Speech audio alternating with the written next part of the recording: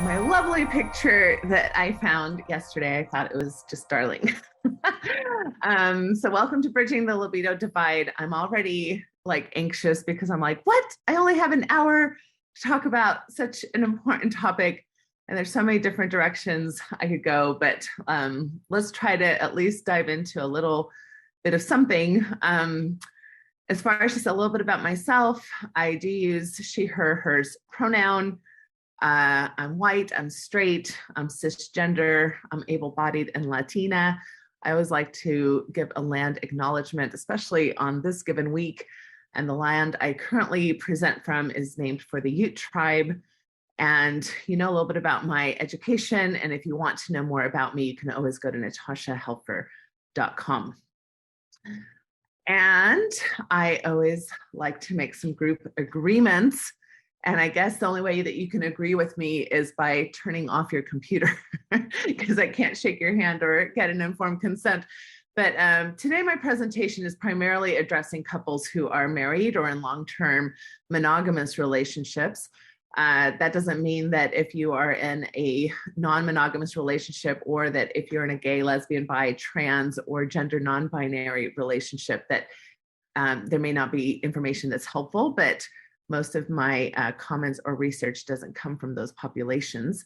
My presentation is not addressing couples where there are issues of domestic violence, and my presentation is not addressing sexual trauma. So I just want to be cognizant of that, especially since sexual trauma can be one of the reasons people struggle with low libido, painful sex, and other sexual issues.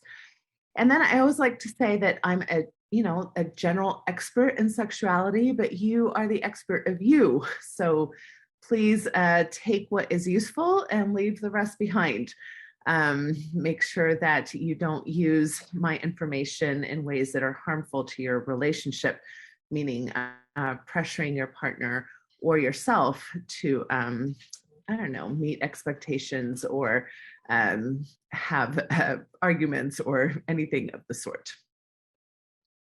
All right, anytime we're going to talk about libido, I want to start off with, ideas that you are not broken.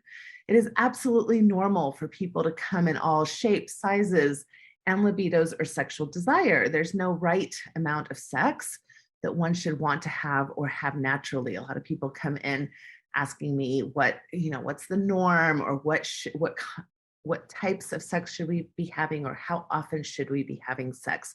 And that's not really even the right question. There's people who are having sex every day. There's people who are having sex once a month. There's people who are having sex a couple of times a week. There's people who are not really having sex hardly at all. So all of that is okay depending on what you want and what your partnership kind of wants. And there's no necessarily like healthy or unhealthy space in regards to all of that. It is common for people with both higher and lower libidos to be shamed and seen as either hypersexual or frigid. And it's no fun to be considered either by your partner. And in the past, we've actually pathologized some of these things. We've had diagnoses like nymphomaniac, or I don't know, there's just kind of been all kinds of things that have happened from a pathologizing perspective in regards to libido and desire.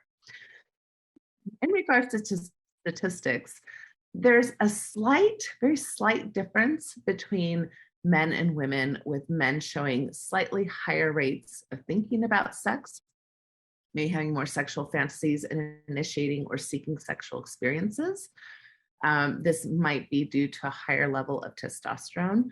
However, being in a heterosexual relationship where the man is the lower libido partner is not uncommon. And I can tell you that anecdotally in my practice, that shows up a lot. What is interesting about that, though, is that the messages that we get in our culture is that, men are always the high libido partner and women are never the high libido partner. And so men and women who fit into those situations usually come in with more shame in regards to those issues. Every relationship is going to have a desire discrepancy because you're different people. So you're not going to have the same libido as your partner. However, the distress usually increases with how large that discrepancy is. So if I want to have sex about 2 to 3 times a week, and my partner wants to have, sex maybe 5 to 6 times a week, that's not a huge discrepancy.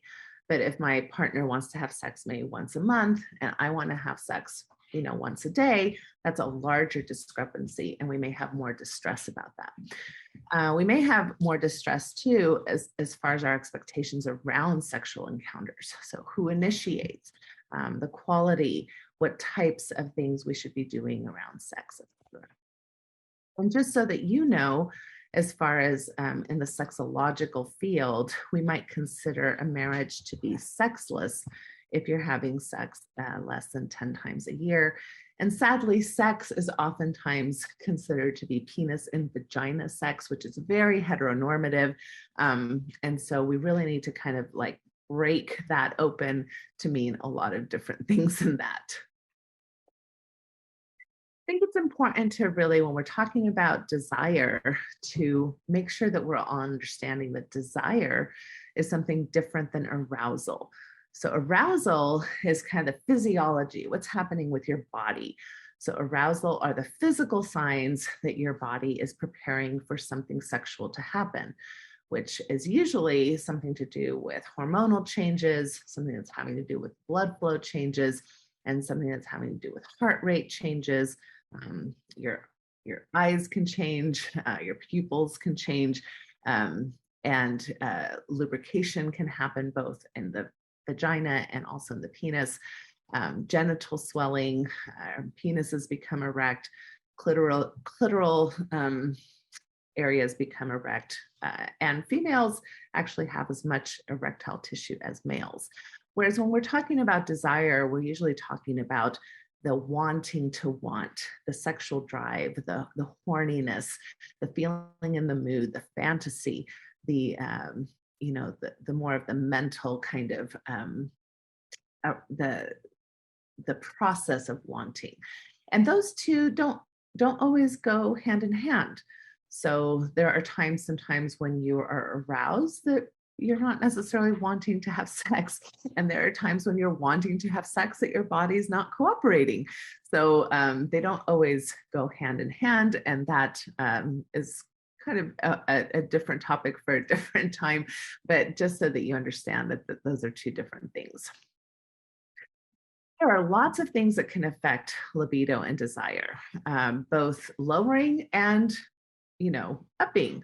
So let's think about all these different things. So medical and hormonal reasons, prescriptions that you might be taking, maybe different treatments, like if you've gone through chemotherapy, if you've got diabetes or any type of heart issues, any type of mood disorder, clinical depression, anxieties, and of course, any prescription associated with them can affect your libido. Lifestyle choices, right? Are you using certain substances? Caffeine? What's your sleep habits like? Are there nutrition? Excuse me. How much you exercise? Sometimes exercising too much or not enough. What's your stress management like? What is your weight management like? Eating disorders? How do you feel about your body image and your self-confidence? Lack of sexual education. Is the sex that you're having worth having? What's the orgasm gap in your relationship, for example? Sometimes fear of pregnancy, that can be both for a female or a male partner. Are you going through fertility treatments, childbirth, breastfeeding, child rearing? Where are you at in the child rearing phase? Are you getting enough sleep because of those kids? Is there any history of genital pain for either the female or the male partner? Are there any aging issues happening, perimenopause, menopause? A lot of, like cultural or religious or family messages that can affect how we feel about our sexuality, especially during our developmental years. Maybe we grew up with traditional gender roles, the purity movement with many Christian traditions, messages about what it means to be a woman, if you're, as far as your sexuality, or what it means to be a male. Sometimes if you belong to certain churches where there are disciplinary actions taken against you, etc. What's the status of your relationship? So are you in conflict? Are you having a hard time? For some people, that doesn't necessarily matter. Some people can be fighting or have a lot of conflict and still have great sex. For some people, that matters a lot. They don't feel very close emotionally, then they don't necessarily feel very close physically. Do you have unresolved sexual trauma